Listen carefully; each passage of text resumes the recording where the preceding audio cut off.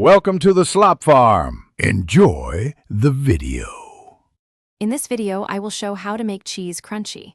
Use low-moisture shredded cheese and a hot non-stick skillet or oven rack to crisp it quickly.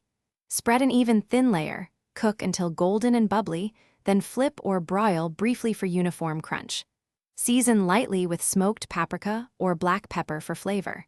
Let cool on a paper towel to drain extra oil before serving for best texture.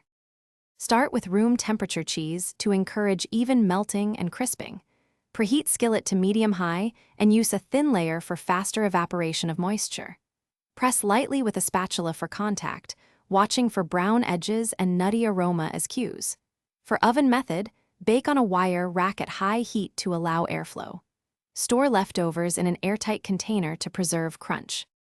Choose cheeses with lower moisture like cheddar, Parmesan, or Asiago for reliable crunch. Mix small amounts of starch or flour to stabilize melt if needed, but avoid overdoing it.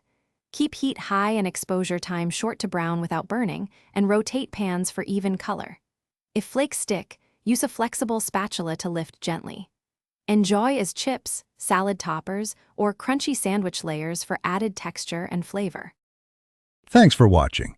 Consider subscribing if we helped you today.